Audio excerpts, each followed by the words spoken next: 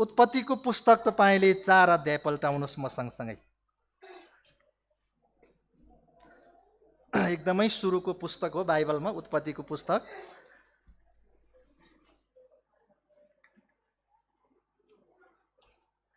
चार अध्यायको 1 देखि 7 पदसम्म मात्रै पढ्छु म यहाँहरूको माझमा। बाँकी खण्डहरू पछि अर्कोचोटि मैले मौका पाएको बेलामा कन्टिन्यू गर्ने विचार गरेको छु। किड्सहरूको क्लास उतापट्टि हुन्छ, तपाईँहरूले आफ्ना 5 वर्षभन्दा मुनिको नानी बाबुलाई चाहिँ पठाइदिनु होला बाहिर, उता खेलाउने कार्यक्रम छ। त्यस कारणले तपाईँहरू अलि आनन्दले सङ्गतिमा बस्न सक्नुहुन्छ, वचन सुन्न सक्नुहुन्छ है। 5 वर्षभन्दा मुनिकोलाई मात्रै, अरूहरू चाहिँ बाबु नानीहरू ज्ञानी भएर बस्ने है। तपाईँहरूको लागि बाल सङ्गति हामीले जुटाउन सकिराखेका छैनौँ अहिले राम्रोसँग, त्यसैले यसैलाई नै आफ्नो सङ्गति ठानेर बस्नु पर्यो। अरू चाहिँ धेरै झल्याङमेल्याङ नगरौँ। म उत्पत्ति 4 अध्यायको 1 देखि 7 पदसम्म यहाँको बिचमा पढ्दैछु। कैन र हाबिल भन्ने छ शीर्षक। हेर्नुहोस् है त, अलिकता ध्यान दिनु ल। फेरि पनि भन्छु, हाम्रो बिचमा अलि अभद्र नहोस् होइन। गोलमाल यताउति हिँड्ने, एकअर्कालाई बाधा पुर्याउने काम नगरौँ। प्रभुको वचन सुन्ने बेलामा अलि अनुशासित भएर बसौँ सबैजना। कैन र हाबिल। आफ्नै पत्नीसित आदमको सहवास भयो र तिनी गर्भवती भएर कैनलाई जन्माइन् र भनिन्, परमप्रभुको सहायताले एक पुरुष जन्माए। फेरि तिनले कैनको भाइ हाबिललाई जन्माइन्। हाबिल भेडा गोठाला भए र कैन चाहिँ भूमिको खेती किसानी गर्ने भए।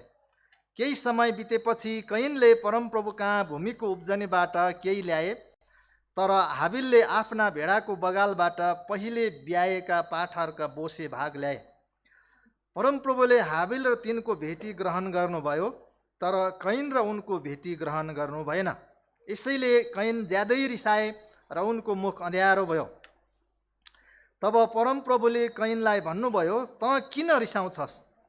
तेरो मुख किन अँध्यारो छ? यदि तैँले जे ठिक छ त्यो गरिस् भने तँ ग्रहण योग्य हुँदैनस् र, तर यदि तैँले ठिक काम गरिनस् भने त पाप तेरो ढोकैमा ढुकिबस्छ। त्यसको इच्छा तँ प्रति हुन्छ, तर तैँले त्यसलाई अधीन गर्नै पर्छ। आमेन। यति मात्रै पढेँ, आदि मात्रै खण्ड पढेँ। मैले भनिसकेँ, बाँकी खण्ड अर्कोचोटि मैले सायद कन्टिन्यू गर्छु। आज चाहिँ यति मात्रै। यो मानव इतिहासको सुरुको समय हो एकदमै। आदम र हवा पछिको दोस्रो पुस्ता अहिले कैन र हाबिल जन्मेको छ। परमेश्वरले आदम र हवालाई भूमिको माटोबाट आफ्नै स्वरूपमा बनाउनु भयो। र तपाईँले अहिले पढेको खण्डभन्दा ठिक अगाडि 3 अध्यायमा चाहिँ मानिस जाति पापमा पतन भएको, पापले मानिस जातिलाई चाहिँ परमेश्वरले राख्नु भएको अदनको बगैँचाबाट बाहिर निकालिदिएको घटना पाउनुहुन्छ। र त्यसपछि मानिस चाहिँ पापी भएको छ 3 अध्यायबाट उत्पत्तिमा। र मानिस चाहिँ त्यो प्रशस्तताको बगैँचाबाट बाहिर भयो। उसले चाहिँ आफ्नो पसिना बगाउनु पर्ने भयो बाँच्नको लागि, रोटी खानको लागि। अनि त्यसले जमिनले चाहिँ तेरो लागि सिउँरी र काँडाहरू उमार्ने छ भन्ने कुराहरू त्यहाँ प्रभुले भनिदिनु भयो। र मानिस दुखी एकदमै सङ्घर्ष अवस्थामा प्रवेश गरेको छ 3 अध्यायमा। त्यसपछि उनका छोराहरू 2 जना जन्मे है। 4 अध्यायमा हेर्दाखेरि छोटकरीमा भन्दा पहिला चाहिँ जेठो छोरो कैन होइन, र अर्को छोरो माइलो साइलो काइलो के हो थाहा छैन, भनौँ माइलो हो होइन। त्यसपछि कति थुप्रै भयो आदमको छोराहरू। माइलो छोरो चाहिँ हाबिल भनेर यहाँनिर देखिन्छ। अब 2 भाइ 1 र 2 पढ्दाखेरि एकदमै छिटो छिटो जम्ल्या जस्तो देख्नुहुन्छ पढ्दाखेरि होइन। परमप्रभुको सहायताले एउटा पुरुष पाएँ भन्छ, कैन जन्माउँदा फेरि गर्भवती भएर तुरुन्तै हाबिललाई जन्माए भनेको चाहिँ एकदम सारांशमा लेखेको हो। त्यसैले यति महिनापछि, यति वर्षपछि, यति पछि बल्ल बल्ल चाहिँ हाबिल जन्म्यो भन्ने कुराहरू यहाँ लेखेन। त्यही भएर यसरी बुझ्नुपर्छ होला। अनि हाबिल चाहिँ ठुलो भएपछि भेडा गोठाला भयो, कैन चाहिँ भूमिको खेती किसानी काम गर्ने भए भन्छ बाइबलले है। अब केही समयपछि दुवैजना परमेश्वर कहाँ आएको छ। कैन पनि आयो, हाबिल पनि आयो। कैनले के गरेछ? आफ्नो खेतबारीबाट जे उब्जिन्छ त्यसबाट केही ल्याएर परमेश्वर कहाँ आए। र हाबिलले आफ्नो, उसको त भेडा गोठाला नै हो, त्यस कारणले आफ्नो भेडाको पाठाहरूमध्ये पहिलो ब्याएको एकदमै बोसे भाग चाहिँ एकदम राम्रो चाहिँ उत्तम चाहिँ छानेर उसले परमप्रभु कहाँ ल्याए। तर परमप्रभुले यी दुईजनालाई के गर्नुभयो, फरक फरक तरिकाले प्रत्युत्तर दिनुभयो, फरक तरिकाले रियाक्सन गर्नुभएको देखिन्छ। कैन र तिनको भेटीलाई ग्रहण गर्नु भएन भनेको कैनलाई पनि ग्रहण गर्नु भएन, तिनले लगेको भेटीलाई पनि ग्रहण गर्नु भएन होइन। र हाबिल र तिनको भेटी चाहिँ परमेश्वरले ग्रहण गर्नुभयो भनेर यहाँनिर बताउँछ।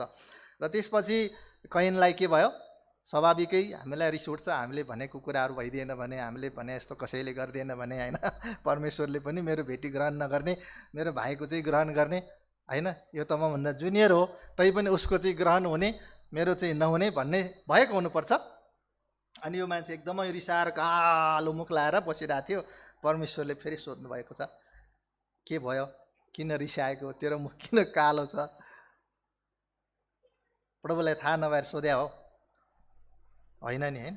तर उसलाई चाहिँ के भित्र के खेल्छ उसको दिमागमा, के उत्तर आउँछ होइन, उसले के कसरी मनन गर्छ भन्ने कुरो उहाँले विचार गर्दै भन्नुभएको।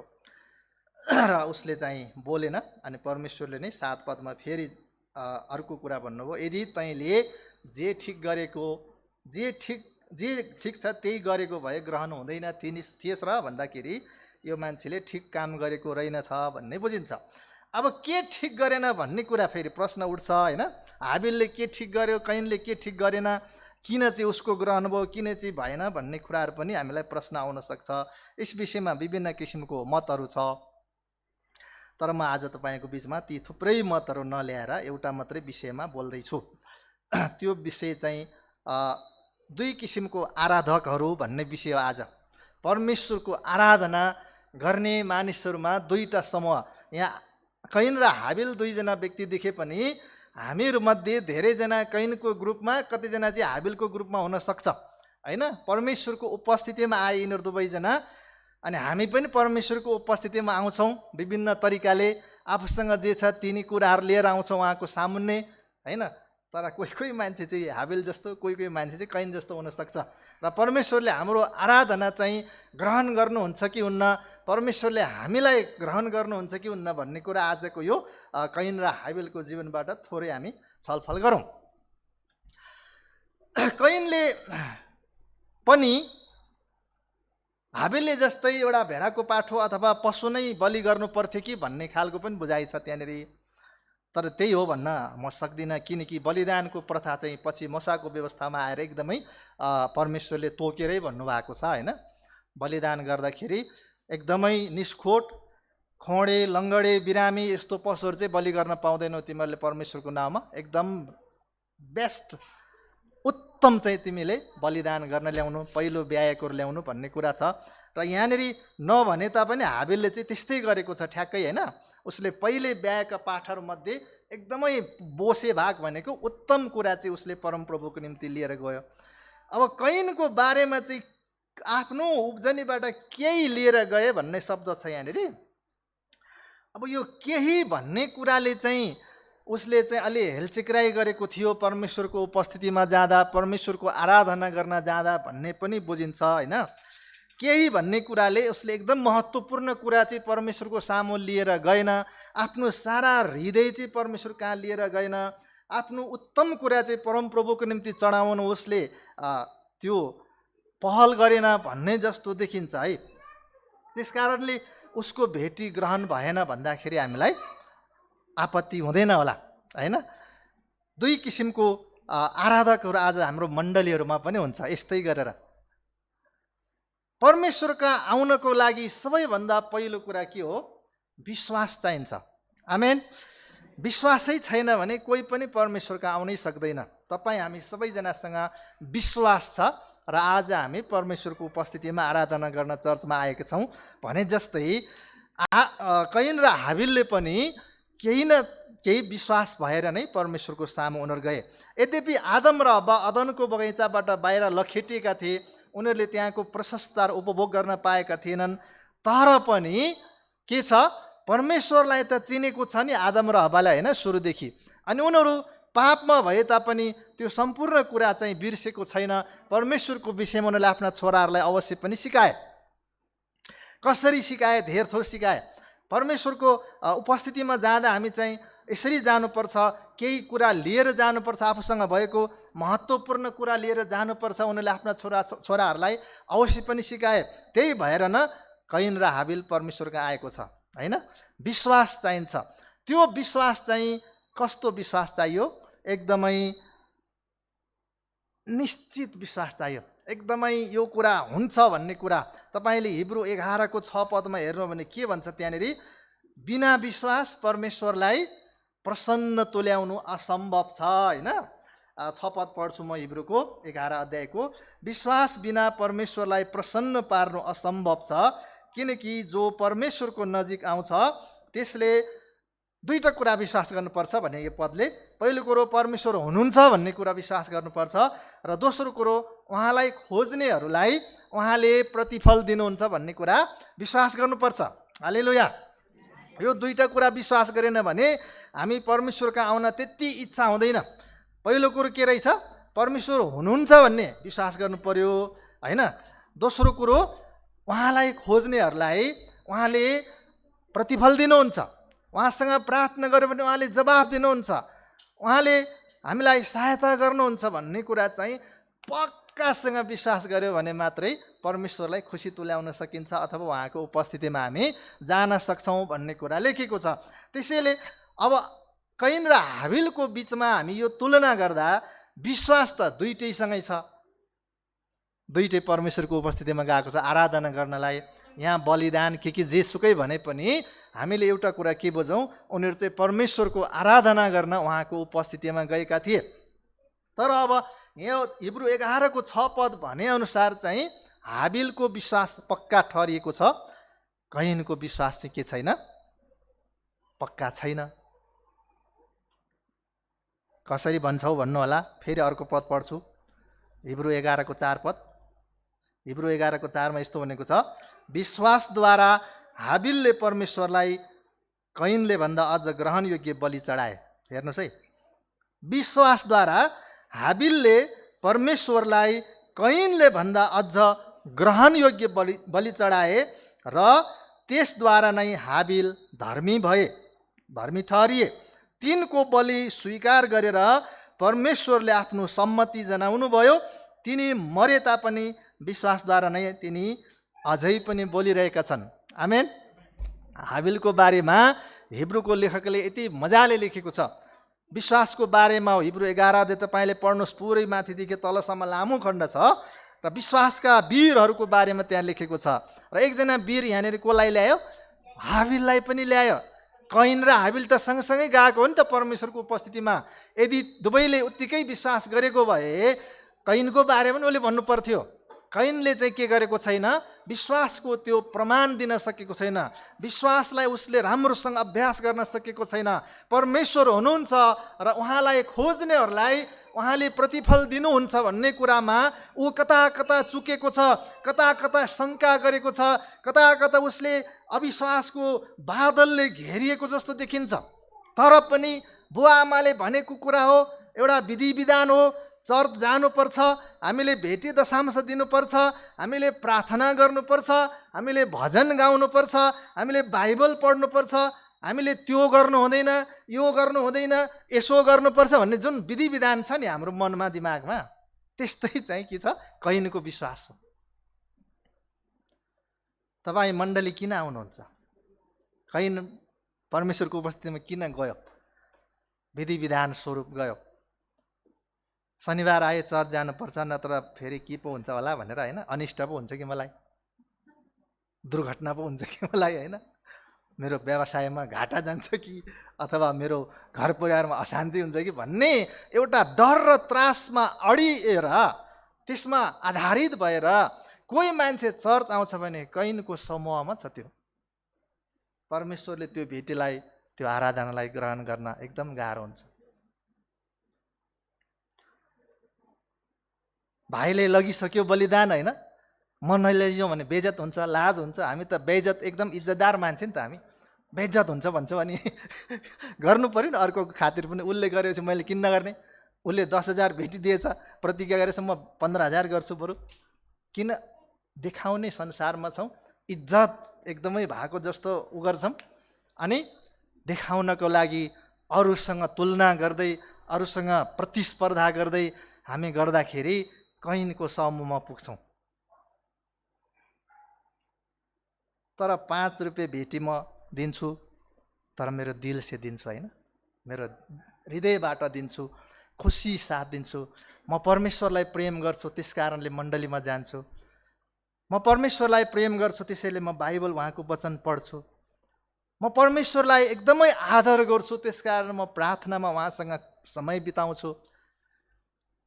परमेश्वरले मेरो जीवनमा यति धेरै आशिष र अनुग्रह गर्नुभएको छ, त्यो कुरा त म कुनै तरिकाले चुकाउन सक्दिनँ, तैपनि मैले सकेको भेटी मण्डलीमा दिन्छु।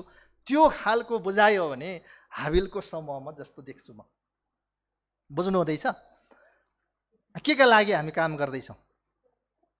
मन्दिरमा गएर घन्टी ठटाएको जस्तो हाम्रो पृष्ठभूमि त्यही हो। मैले उहाँहरूलाई नराम्रो भनेको होइन, हामी पनि त्यसै गरे आयो धेरै समय प्रभुलाई नचिन्दाखेरि।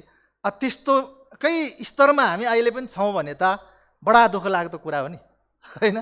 कैनको समूहमै रहेछौँ नि। आराधना चाहिँ परमेश्वरले ग्रहण गर्नुहुन्छ, तर कसरी? विश्वासको नाप हेर्नुहुन्छ। परमेश्वरमा भएको हाम्रो विश्वासको नापले नै हाम्रो आराधनाको गहिराइलाई निर्धारण गर्छ। आमेन।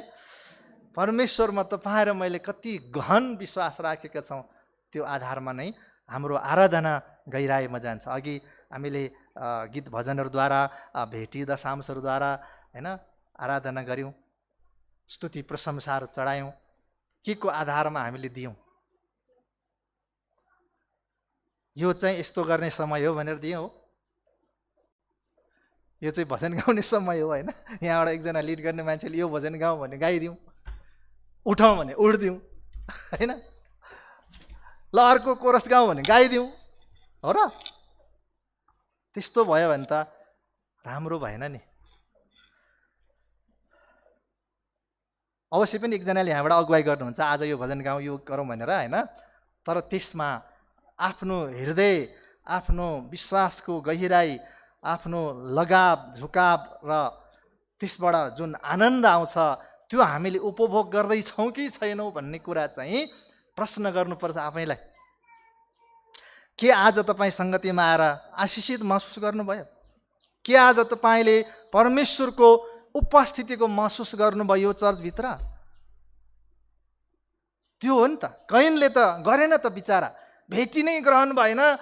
अब बिचारा उसको भाइको पो भयो, बेइज्जतै भयो होइन, आफ्नो दाइ भएर पनि भन्ने हिसाब किताबले ओ कति पीडित भएर त्यहाँबाट गयो। किनकि सुरुको जग नै राम्रो भएन, उसको त्यहाँ लानुको पछाडि आधार नै भएन। अन्न बलि लगेर उसको गल्ती भएको होइन। पछि तपाईँले लेवीको पुस्तकमा देख्नुभयो भने अन्न बलिको पनि व्यवस्था छ त्यहाँ।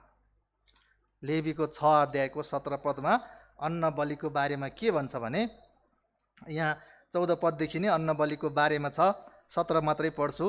त्यो चाहिँ कसरी खानु अन्न बलि मन्दिरमा चढाएको भनेर भनेको छ। परमेश्वरको मन्दिरमा त्यो खमीरसित पकाउनु हुँदैन, आगोद्वारा चढाएका मेरा बलिहरूबाट तिनीहरूका भागको रूपमा मैले त्यो तिनीहरूलाई दिएको छु। पाप बलि र दोष बलि झैँ त्यो पनि अति पवित्र हो भनेको छ। हेर्नुहोस्, अन्न बलि पनि पाप बलि भनेको चाहिँ रगत बगाउनु पर्छ पशुहरूको पाप बलि दोष बलिहरूमा, त्यस्तै नै अन्न बलि पनि अति पवित्र हुन्छ भनेपछि कैनले अन्न लगेकोमा गल्ती भएन, परमेश्वरले ग्रहण नगरेको अन्न ल्याएको रे, उसले चाहिँ पशु ल्याएकोले होइन रहेछ है। तर भित्री कुरा चाहिँ परमेश्वरले हेर्नुहुन्छ। भित्र चाहिँ तपाईँ र मैले के बोकेर गयौँ त्यो हेर्नुहुन्छ। जब इजरायलीहरूले अरू देशहरूको स्थितिहरू देखे, त्यहाँ चाहिँ अरू देशमा राजाहरू हुन्थ्यो, प्रजाहरू हुन्थ्यो, अनि राजाले शासन गर्थ्यो। इजरायलीहरूले पनि के भने, हामीलाई पनि राजा चाहियो, हाम्रो त अहिलेसम्म राजा नै छैन, राजा नभएर चाहिँ हामीलाई अलि राम्रो शासन भएन। यो गुनासो चाहिँ इजरायलीले गरे। अनि सामुएल अगमवक्तालाई परमेश्वरले भन्नुभयो, गएर इसाईको छोरालाई राजा अभिषेक गर। साउल पछिको अर्को राजा मैले भनेको, सुरुमा चाहिँ राजा साउल भयो, त्यसपछि इसाईको छोरा दाउद भएको छ होइन। इसाईको छोरा 6-7 जना थियो अनि कतिजना चाहिँ इजरायलको सेनामा थिए पहिला नै, एकदमै हट्टाकट्टा ज्यान भएको, तालिम प्राप्त, प्रशासनलाई जानेको, लडाइँ गर्न जानेको। त्यतिखेरको समय राजाहरू भनेको गद्दीमा बस्ने होइन, खास लडाइँ गर्नु पर्थ्यो, विभिन्न देशसँग जहिले पनि लडाइँ परिरहन्थ्यो अनि युद्ध कला जानेको हुनु पर्थ्यो, त्यो खालको ज्ञान भएको हुनु पर्थ्यो। इसाईको ठुल्ठुलो सुरुको जेठो माइलो साइलो चाहिँ के छन्, सेनामा थिए, एकदमै युद्धमा जान्ने मान्छे थिए, सिपालु थिए। तर पहिलो छोरा ल्यायो परमेश्वरले यो होइन भनिदिनु भयो, दोस्रो छोरा ल्यायो त्यो पनि होइन भनिदिनु भयो, तेस्रो पनि होइन, चौथो पनि भने, पाँचौँ पनि होइन, 5 जना छोरा परमेश्वरले यो होइन यो होइन यो होइन अर्कोलाई अभिषेक गर भन्नुभयो। अनि सामुएल अगमवक्ता पनि छक्कै पर्यो, के अर्को पनि छ छोरा भनेर इसाईलाई सोध्यो, अर्को पनि छ तपाईँको? अनि बाउले पनि के भन्छ, एउटा फुचे छ त्यो भेडा चराउँछ होइन, अनि बोलाऊ त्यसलाई पनि भनेर अगमवक्ताले भनेपछि दाउदलाई बोलाएर ल्यायो। भेडा चराउने एउटा 17 वर्षको 16 वर्षको रातो रातो गाला भएको केटा भनेर भनेको छ बाइबलमा, सामुएलको पुस्तकमा। अनि त्यो केटो ल्याएपछि परमेश्वरले यसैलाई हो भन्नुभयो। अनि सामुएलको मनभित्र नै प्रश्न चलिरहेको थियो, यो भेडा गोठाले के गर्ला र होइन। अनि परमेश्वरले एउटा भन्नुभयो, मानिसले बाहिरी रूप हेर्छ तर म त भित्र हृदय हेर्छु। परमेश्वरको अब एउटा अभिषिक्त राजा हुनको लागि दाउद चाहिँ ठिक हृदयको छ, मेरो हृदयको मानिस हो भनेर परमेश्वरले दाउदलाई भन्नुभएको छ होइन।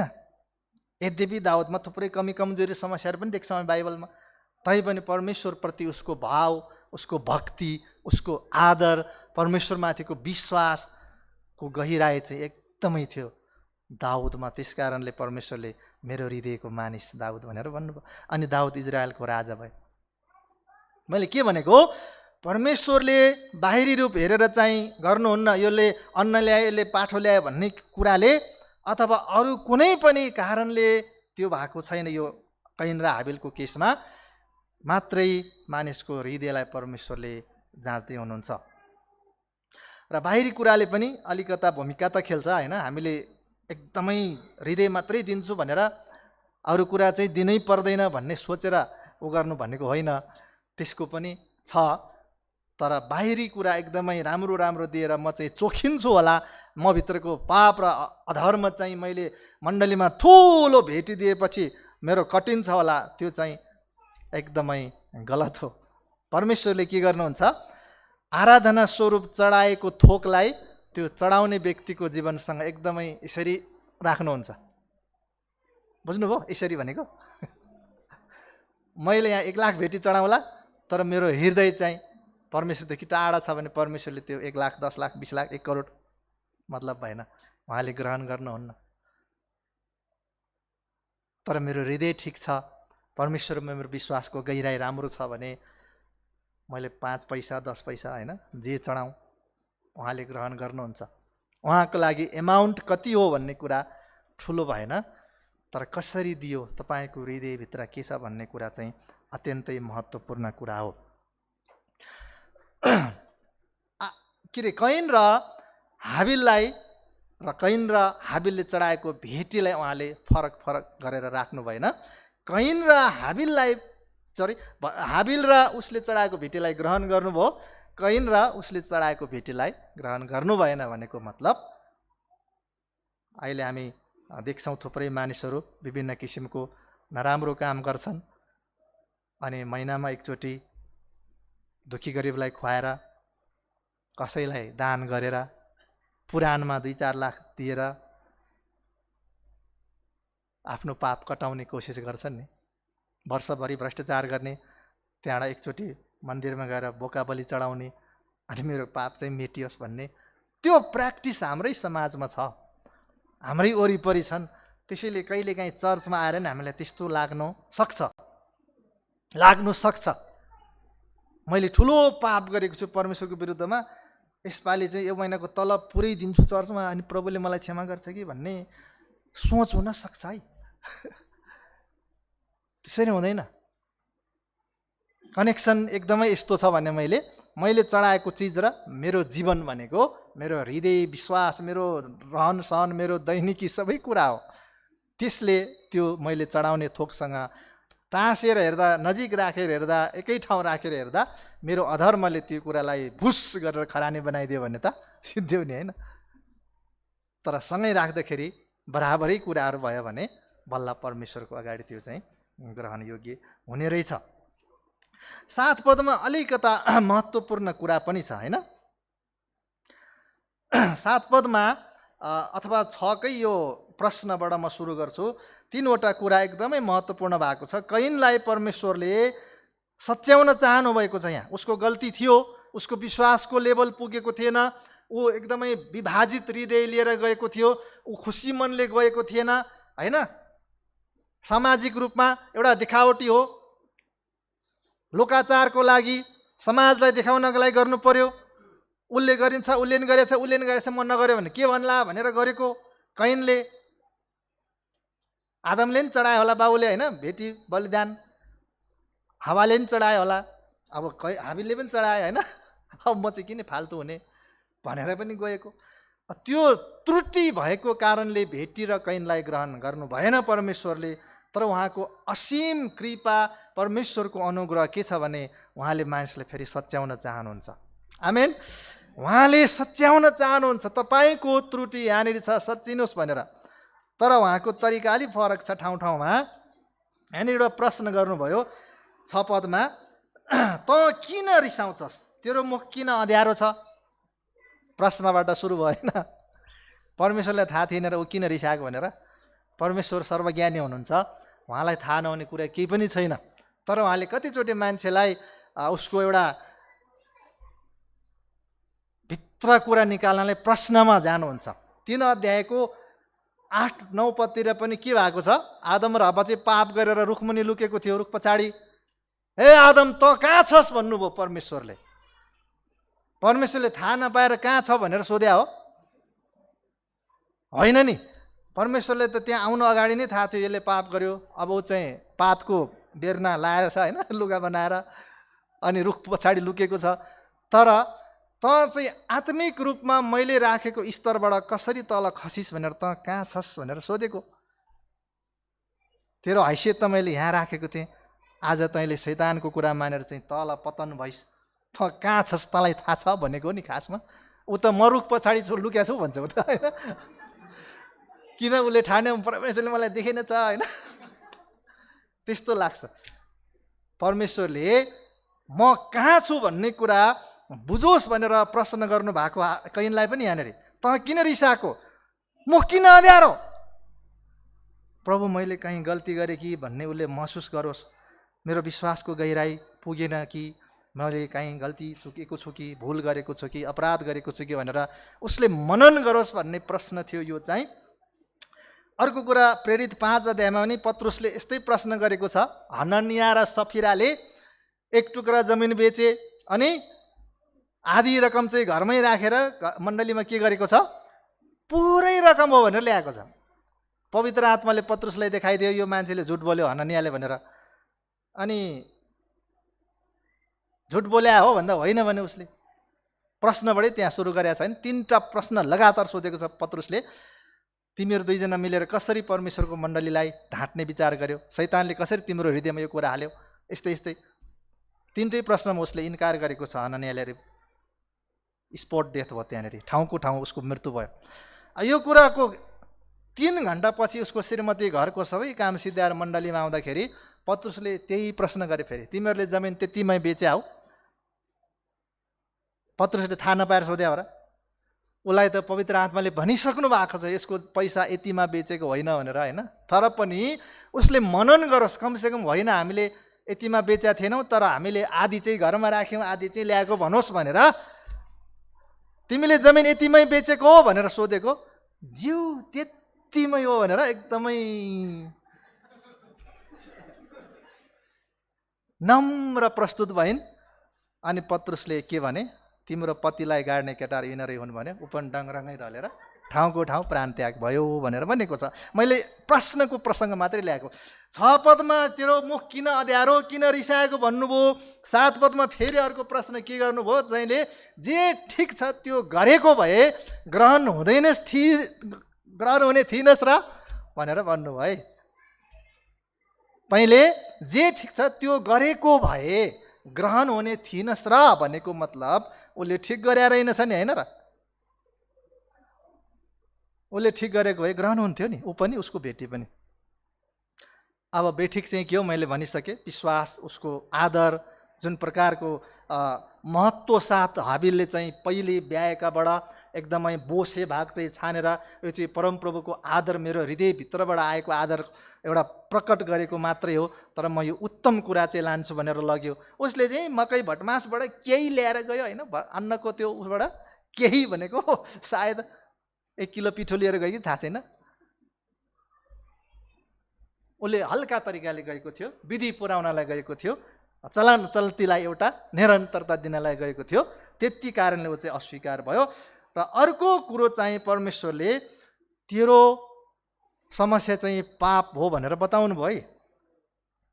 7 पदमा फेरि पढ्छु, प्रश्न गरेपछि तर यदि तैँले ठिक काम गरिस् भने ता पाप तेरो ढोकैमा ढुकिबस्छ भन्नुभयो। बुझ्नुभयो? पहिलो कुरो चाहिँ प्रश्नद्वारा उसलाई अलि ऊभित्रको वास्तविकताहरू खोतल्न खोज्नुभयो।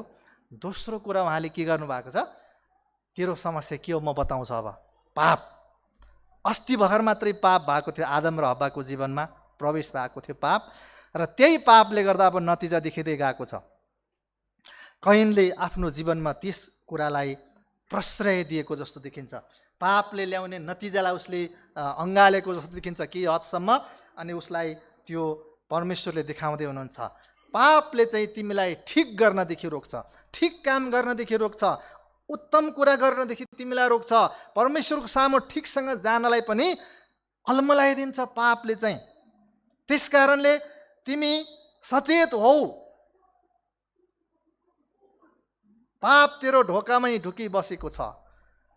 अस्ति भेटी ल्याउन अगाडि पनि ढुकेको थियो, त त्यसको पन्जामा परिस्, त्यसको जालमा परिस्। अझै पनि तैँले ठिक गर्दैनस् भने, यो ठाउँबाट पनि त सच्चिँदैनस् भने अझै पनि पाप तेरो ढोकामै ढुकी बस्छ भनेर प्रभुले यहाँनिर भन्नुभयो। र तेस्रो कुरो चाहिँ अझै डरलाग्दो के भनिदिनु भयो भने त्यसको इच्छा तँप्रति हुन्छ, पापको इच्छा तँप्रति हुन्छ। स्क्रौचिङ भन्ने एउटा अङ्ग्रेजी शब्द रहेछ, त्यो चाहिँ तपाईँको ढोका बन्द छ, राति सुत्नु भएको छ, पिसाब लाग्यो, निस्केर टोइलेट जानलाई ढोका खोल्नुभयो, बाहिरपट्टि बाघ चाहिँ यसरी बसिएको थियो, एकदम झम्टिनलाई, जे आउँछ त्यसलाई म खान्छु भनेर अत्यन्तै डरलाग्दो तरिकाले यसरी बसिएको थियो। अनि ढोका खोलेर निस्किने बित्तिकै झ्याम्म झम्टेर तपाईँलाई कक्राक कुकुर बनाएर निल्छ। पहिलो पत्रुस 5:8 पत्रुसले ती कुरा लेखेको छ, जागा रहो, सचेत रहो, तिमीहरूको शत्रु दियाबलस कसलाई भेटौँ र निलिहालौँ भनेर गर्जने सिंह चाहिँ खोजी हिँडेको छ। पाप चाहिँ कसरी ढुकी बस्छ, कहाँ भेटौँ र स्वात्तै निलिहालौँ भनेर। चक्कुले काट्दै खाँदैन उसले, जिउँदै निलिदिन्छ स्वात्तै, होइन, कहाँ भेटेर निलिहालौँ भनेर पापले चाहिँ के गरेको छ, दियाबलसले चाहिँ खोजी हिँडेको छ। चाहे क्रिस्चियन होस् चाहे नन क्रिस्चियन होस्, त्यो मतलब भएन, त्यसले चाहिँ खोज्छ। र जहाँ पाप देख्छ त्यसले पापको असर देखेपछि त्यसले ठाउँ पाउँछ र त्यसले निलिदिन्छ। र प्रभुले यहाँनिर भन्नुभएको त्यही हो, त्यसको इच्छा तँप्रति हुन्छ। पापले तपाईँ र मलाई एकदमै टार्गेट गरिराखेको छ। त्यो चाहिँ शैतानद्वारा, दियाबलसद्वारा चलाइन्छ, होइन। पहिलो पत्रुस 5:8 त्यही भन्यो, दियाबलस चाहिँ कसलाई भेटौँ र निलिहालौँ भनेर गर्जने सिंह चाहिँ खोजी हिँड्छ भनेको त्यसको माध्यमबाट पापले काम गर्छ। अनि हामीलाई परमेश्वरदेखि बिटुलो बनाउन, परमेश्वरदेखि टाढा लैजान र हामीलाई गलत काम गर्नलाई त्यसले जहिले पनि उक्साइदिन्छ। गएको पटक मैले साँघुरो बाटोको बारेमा बताएको थिएँ, कतिजनालाई याद छ भने साँघुरो बाटोमा हिँड्नदेखि हामीलाई एकदम दिगदार बनाउने, होइन, कति अनुशासन चर्चमा, कति गाह्रो, कति अप्ठ्यारो, त्यो पनि नगर भन्छ, त्यो पनि नगर भन्छ, त्यो पनि नखा भन्छ, त्यो पनि नजा भन्छ, है भनेर एकदम खराब समाचार भरिदिने। अनि यता त कति खुला छ भनेर फराकिलो बाटोतिर लाने पनि यही हो, पाप नै हो। दियाबलसले हो। अनि साँघुरो बाटोदेखि हामीलाई कता लान्छ? फराकिलो बाटोतिर लैजान्छ अनि त्यसले चाहिँ विनाशमा पुर्याउँछ भनेर हामीले त्यो पटक हेरेका थियौँ। र प्रभुले एउटा सुझाव के दिनुभएको छ? तैँले त्यसलाई नियन्त्रण गर्नै पर्छ। आमेन। तैँले त्यसलाई नियन्त्रण गर्नै पर्छ। गर्न सकिँदो र छ नि त, होइन? नसक्ने भए त त्यसो भन्नुहुन्न थियो परमेश्वरले। पापले तँलाई एकदमै इच्छा गरेको छ, तँप्रति छ त्यसको इच्छा, तर तँ चाहिँ विजयी भएर हाबिल जस्तै जीवन जिउने भने पापलाई तैँले कन्ट्रोल गर्नै पर्छ। अब यो तपाईँ र मेरो जिम्मा आज पापलाई कन्ट्रोल गर्नुपर्छ। हाबिल पनि पापमा जन्मेको हो कि होइन?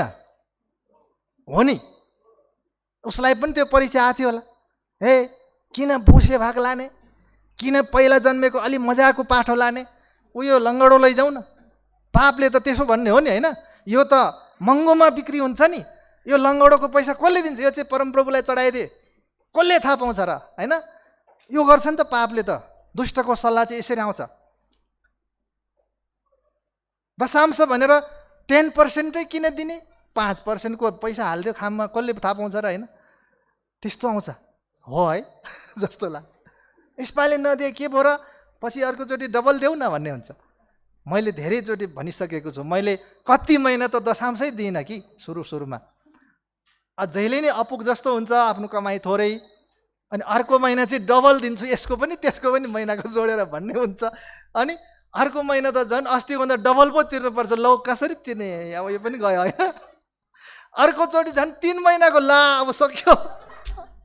अनि 5-6 महिना मैले तिरिनँ, अनि साह्रै गिल्टी भयो, दोषीपना आयो। अनि प्रभुसँग प्रार्थना गरेँ, अब म सक्दिनँ प्रभु, यो बाँकी यसको क्षमा पाऊँ। अबको महिना चाहिँ म हरेक महिना जति आउँछ त्यसको दशांश दिन्छु भनेर प्रभुसँग वाचा गरेँ र दिन थालेँ। त्यसपछि मैले शान्तिको महसुस भयो, दिन सकेँ। दुष्टले चाहिँ हामीलाई के गर्छ? ठिक काम गर्नबाट डाइभर्ट गर्छ कि, त्यो अर्कैतिर घुमाइदिन्छ, दिशा चुकाइदिन्छ त्यो निशानालाई। त्यस कारणले प्रभुको वचनले अथवा उहाँको सल्लाह चाहिँ कैनलाई के थियो? त चाहिँ हाबिल जस्तै गरी ग्रहण गरिन चाहन्छस् भने, तेरो भेटी ग्रहण गरियोस् भन्ने चाहन्छस् भने पापलाई तैँले कन्ट्रोल गर्नै पर्छ, नत्र त त्यसको इच्छा तँप्रति एकदमै एग्रेसिभ छ, आक्रामक छ, हिंसात्मक छ, निलिहाल्ने खालको छ। तिमीले त्योसँग जिस्केर हुँदैन, पापसँग खेलेर हुँदैन, त्यसलाई चाहिँ अध्ययन गर्नुपर्छ, होइन? हामीलाई सरले भन्नुहुन्थ्यो, यीशुलाई ग्रहण गरेको दिन पाप मर्दैन क्या हाम्रो जीवनमा। हामी पापमै जन्मेको हो, अनि यीशुलाई ग्रहण गरेको दिन हामी के हुँदैनौँ? पापबाट पुरै छुटकारा हुँदैन कि, पाप हामीभित्रै छ। तर यीशुलाई ग्रहण गरेपछि त्यो चाहिँ एकदम निष्क्रिय भएर बस्छ, त्यो काम गर्न नसक्ने स्थितिमा। अब हामीले प्रभुलाई काम गर्न दियौँ, होइन? त्यो भएपछि त्यो निष्क्रिय हुन्छ। जब प्रभुलाई काम गर्न दिएन त्यो फेरि सक्रिय हुन्छ। अनि त्यो उठ्न खोज्यो कि हेट गरेर यसको नाममा चुप भनेर फेरि थच्चकै बसायो भने फेरि यस्तो हुन्छ। फेरि बिस्तार फेरि भनेको पापलाई हामीले जहिले पनि दमन गरेर राख्ने हो। मलाई खराब विचार आउँदैन भन्ने हो र? विश्वास गरेको 51 सालमा हो, 26 वर्ष पुरा भइसक्यो, तैपनि मलाई खराब विचार आउँछ कि, अनि मैले चुप भन्ने हो, होइन? लोभ आउन खोज्छ, अरूको के देख्यो भने चुप भन्ने हो, होइन? साँच्चीकै भनेको हो, तपाईँहरूलाई पनि हुन्छ। तर चुप भनेन भने के हुन्छ? अझै त्यो चाहिँ बढ्दै जान्छ। कसरी प्राप्त गर्ने होला, होइन? कसरी त्यसलाई मैले लिने होला भन्ने हुन्छ। अनि त्यसको लागि हामीले उपायहरू खोज्न थाल्छौँ। उपायहरू चाहिँ गलत नगरिकन त्यहाँसम्म पुग्न नसकेला जस्तो लाग्छ, अनि गलत उपाय गर्दा पनि त्यहाँ पुगिँदैन, अनि विनाशतिर हामी अल्मलिन्छौँ। त्यसकारण आजको वचनमा 2 किसिमको आराधकहरूको बारेमा मैले भने। यही मण्डलीभित्र हामी कैन र हाबिलको प्रतिनिधित्व गरिराखेका हुन सक्छौँ, अथवा हामीहरूको प्रतिनिधित्व यी दुईजनाले गरिराखेको छ। परमेश्वरको अगाडि जाँदाखेरि हामी कुन तरिकाले जाँदैछौँ? मण्डलीमा आउँदाखेरि के हिसाब किताब लिएर हामी आउँदैछौँ, कसरी हामी आउँदैछौँ, त्यो कुरा अत्यन्तै महत्त्वपूर्ण हो। तपाईँ र मैले प्रभुको निम्ति जिउँछु, प्रभुको निम्ति म बलिदान भएँ, प्रभुको निम्ति म अर्पित भएँ भनेर भन्नुभएको छ भने अब आफ्नो निम्ति के कुरा बाँकी रहेर, होइन? मैले त्यही गरेँ 2051 सालमा। मेरो थुप्रै सपनाहरू थियो, थुप्रै योजनाहरू थियो, जिन्दगीमा यसो गर्छु उसो गर्छु थियो। मैले त सबै सिद्ध्याइसकेँ त्यो कुरा। अब प्रभुले मलाई जसरी लानुहुन्छ ठिक छ, स्वीकार्य छ, प्रभु मलाई लैजानुहोस् अगाडि। अनि उहाँले साह्रै घिनलाग्दो बाटो त लानुहुन्न नि फेरि त्यसो भन्दैमा। तपाईँले मलाई आशिषित बाटोमा, उत्तम बाटोमै उहाँले डोर्याउनुहुन्छ नि, होइन र? उचित मार्गमै हामीलाई उहाँले डोर्याउनुहुन्छ नि। त्यस कारणले प्रभुमा सम्पूर्ण रूपले अर्पित भएर आफ्नो जीवन उहाँमा दिएर जिउनु चाहिँ साँच्चीकै खुसीको जीवन हो, साँच्चीकै शान्तिको जीवन हो, साँच्चीकै विजयी जीवन हो। र त्यो चाहिँ हाबिलको पक्षमा जान्छ, हाबिलको समूहमा जान्छ। तर केही कुराहरू अझै म आफै गर्छु, प्रभुले गर्नु पर्दैन भनेर प्रभुलाई सहायता गर्न हामीले कोसिस गर्दैछौँ भने गाह्रो हुन्छ। अथवा अर्कै मनले हामी अलि पीडित भएर पनि चर्च जाँदैछौँ भने, बुवा आमाको लागि छोराछोरी गइदिइराखेका छौँ भने, श्रीमानको लागि श्रीमती गइदिँदैछ, श्रीमतीको लागि श्रीमान गइदिँदैछ, होइन? फेरि चर्चबाट फोन गरिहाल्छ नजाउँ भनेर आउँदैछ। त्यस्तो भएको छैन। हो भनेको कि त्यस्तो छ भने चाहिँ के हुन्छ, कैनको समूहमा हामी हुन्छौँ। त्यसैले आज हाम्रो हृदय प्रभुलाई दिउँ। आउनुहोस् हामी एकछिन आँखा बन्द गरौँ। कोही पनि भित्र बाहिर नगर्नुहोस्। अहिले एकैछिन म सिध्याएँ, आफ्नो हृदय प्रभुलाई दिउँ। एउटा कुरा, म प्रभुको निम्ति हिँडेको हो, मैले प्रभुको निम्ति थुप्रैहरूको विरोध सहेको छु, घृणा निन्दा सहेको छु, अपहेलना सहेको छु। हुनसक्छ मेरो एकदमै बेस्ट साथीहरू मैले गुमाएको छु ख्रिस्टियन भएको कारणले, मैले मेरो रोजगारीहरू गुमाएको छु ख्रिस्टियन भएको कारणले, मैले मेरो घरबाट पाउने अंश अधिकारहरू गुमाएको छु ख्रिस्टियन भएको कारणले भन्ने लागेको छ भने अझै पनि तपाईँ किन आधी जीवन मात्रै प्रभुलाई दिनुहुने? पुरा जीवन प्रभुलाई दिउँ। अनि जब हामी पुरा जीवन प्रभुलाई दिएर जिउँछौँ त्यसपछि हामीले अरू सबै थोक हामी सजिलै प्रभुलाई दिन सक्छौँ। केही कुरा हाम्रो निम्ति ठुलो हुँदैन त्यसपछि प्रभु बाहेक। पावलले पनि त्यही कुरा भनेका छन् आफ्नो थुप्रै ठाउँहरूमा, पत्रहरूमा। गलातीको पुस्तकमा भन्छन्, म क्रुसमा ख्रिस्टसँगै टाँगिएको छु, अब उसो जिउने म होइन, ख्रिस्ट ममा जिउनुहुन्छ। हेर्नुहोस् त कति ठुलो बलिदान पावल भन्ने प्रभुका दासले गरे। आजभन्दा 2000 वर्ष अगाडिको कुरा हो। त्यो समयको यहुदी धर्मको त्यो कट्टर फरिसी व्यक्ति हो त्यो मान्छे। उसले भन्दैछ, म येशूसँगै क्रुसमा टाँगिएँ। फिलिपीको पुस्तकमा उसले भन्छ, शरीर अनुसार घमण्ड गर्ने हो भने मसँग थुप्रै कुरा छन्। म चाहिँ बेन्जामिन कुलको मान्छे हुँ, इजरायल जातिको हुँ, म चाहिँ व्यवस्थाको विषयमा फरिसीको पनि फरिसी हुँ, हिब्रूको पनि म हिब्रू हुँ भनेको मैले हिब्रू भाषालाई बचाइराखेको छु। यद्यपि धेरैले यो भाषा बिर्सिसकेका छन् त्यो समयहरूमा, म चाहिँ हिब्रूको पनि हिब्रू हुँ। मैले फरिसीको त्यो उपाधि पाएको छु, मैले समाजमा ठुलो नाउँ पाएको छु। तर जे कुरा मेरो शरीरको लागि लाभदायक छन् ख्रिस्टमा ती सबै कुरा मैले फोहोर मैला सरी गन्दछु। र मेरो निम्ति चाहिँ ख्रिस्ट मात्रै सर्वे सर्वा हो। हाम्रो लागि कति धेरै उदाहरणहरू छन्। मैले हिब्रू 11 को कुरा गरेँ, त्यहाँनिर पनि हिब्रूको लेखकले थुप्रै विश्वासका वीरहरूको, वीरङ्गनाहरूको कुरा गर्नुभएको छ, उदाहरण दिनुभएको छ कि उनीहरूले कसरी आफ्नो जीवन जोखिममा राखे प्रभुको निम्ति।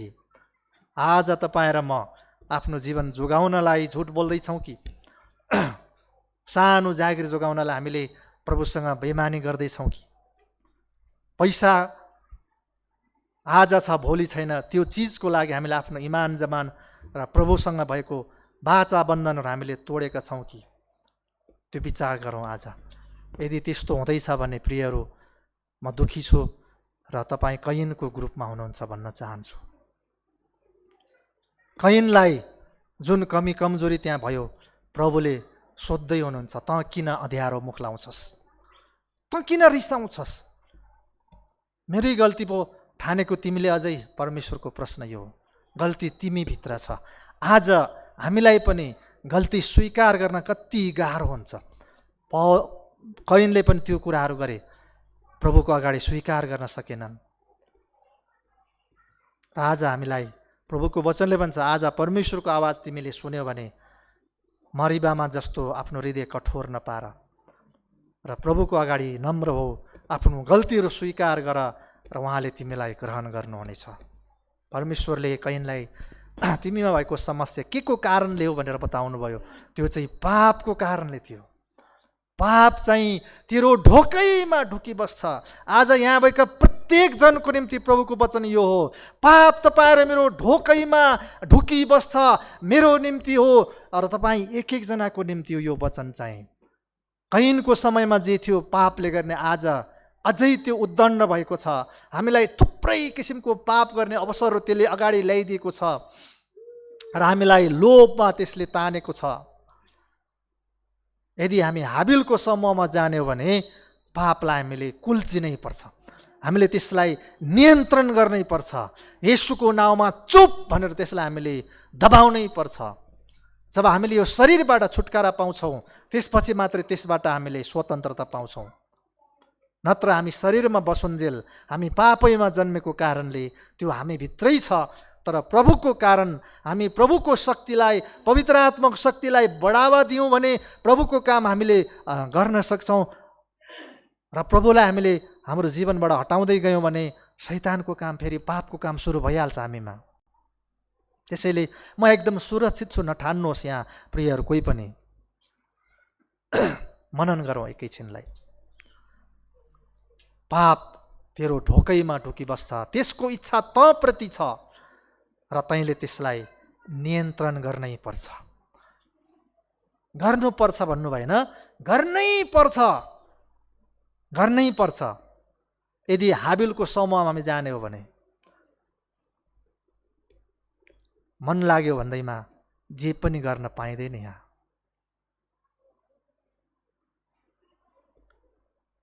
त्यसकारणले आज म तपाईँहरूलाई अनुरोध गर्न चाहन्छु, हामी ख्रिस्टियन हौँ भने ख्रिस्टियनै भएर जिउँ र प्रभुले हामीलाई इनाम दिनुहुनेछ। हालेलुया। पिता परमेश्वर, धन्यवाद तपाईँलाई। तपाईँको वचनको सत्यता, त्यसको गहिराई कति महान छ प्रभु। आज तपाईँको सामु आउने धेरैजना मानिसहरू छौँ, तर तपाईँले बाहिरी रूप हेर्नुहुन्न, मानिसको हृदयलाई हेर्नुहुन्छ। हृदयलाई तपाईँले जाँच्नुहुन्छ। जसरी दाउदको विषयमा तपाईँले भन्नुभयो, मानिसले बाहिरी रूप रङ हेरेर विचार गर्छ, तर म मानिसको गहिराईको हृदयलाई हेर्छु। तिमीहरूका विचार मेरा विचार होइनन्, प्रभुले भन्नुहुन्छ। त्यसकारणले आज तपाईँ परमेश्वरसँग हामी बिन्ती गर्दछौँ, हाम्रो हृदयलाई मस्काउनुहोस्, हिसाबले हामीलाई खार्नुहोस् त्यो पवित्र आत्माको आगोमा।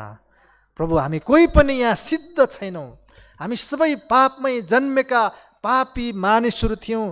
तर तपाईँले आफ्नो पुत्र येशू ख्रिस्टको बलिदानद्वारा र त्यो बलिदानमा विश्वास गरेकै भरमा हामीलाई हाम्रो अधर्महरू क्षमा गरिकन धर्मी ठहराउनु भएको छ हामीलाई। तर धर्मी भयौँ भन्दैमा हामीले जथाभावी जीवन जिउँ भने हामी फेरि पापले हामीलाई निलिहाल्ने रहेछ। त्यसले त हाम्रो ढोकैमा गर्जने सिंह चाहिँ ढुकिएर बस्ने रहेछ र त्यसले हाम्रो प्राण अन्त गर्ने रहेछ, हामीलाई विनाशमा पुर्याउने रहेछ। प्रभु, हामी प्रार्थना गर्दछौँ, हामी धर्मी ठहरिएको भए तापनि अब यो शरीरमा बाँचुन्जेल हामी अत्यन्तै होसियारी हुनुपर्ने कुराहरू आजको वचनबाट हामीले सिकेका छौँ। प्रभु, सहायता गर्नुहोस्। प्रभु, यो मण्डलीका एक एकजनालाई म प्रार्थना गर्न चाहन्छु, तपाईँ जिउँदो परमेश्वरले लिनुहोस्। तपाईँको महिमा हामी माग्दछौँ प्रभु, तपाईँको सहायता हामी माग्दछौँ प्रभु। तपाईँले हामीलाई अनुग्रह गर्नु भएन भने त हामी पतन भइहाल्छौँ प्रभु। तपाईँले हात थाम्नु भएन भने त हामी नष्ट भइहाल्छौँ। त्यसकारणले हाम्रो पल पलमा, पाइला पाइलामा तपाईँ प्रभुको अनुग्रह हामी माग्दछौँ प्रभु। धन्यवाद। आज कैन र हाबिल दुईटा समूह हामीले देख्यौँ यहाँनिर आराधना गर्न प्रभुको उपस्थितिमा आउने मानिसहरूमा।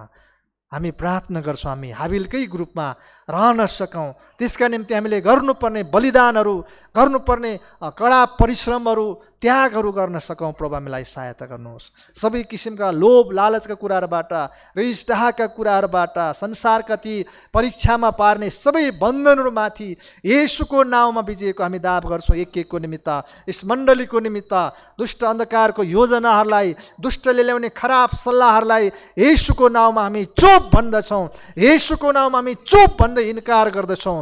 हालेलुया। हामी आत्मिकी रूपमा जन्मेका नयाँ आत्मिकी बालबालिकाहरू हौँ। हामीलाई अब आत्मिकी जीवनमा हुर्किनको लागि प्रभु तपाईँको वचन, तपाईँसँगको सङ्गति र प्रार्थना, प्रभु त्यसमा हामीलाई डोर्याउनुहोस्। धन्यवाद तपाईँ जिउँदो परमेश्वरलाई। हामी एकको जीवनमा तपाईँ परमेश्वर हुनुहोस्। सबै धन्यवाद प्रशंसा तपाईँलाई दिन्छौँ, यीशु ख्रीष्टको नाउँमा, आमेन।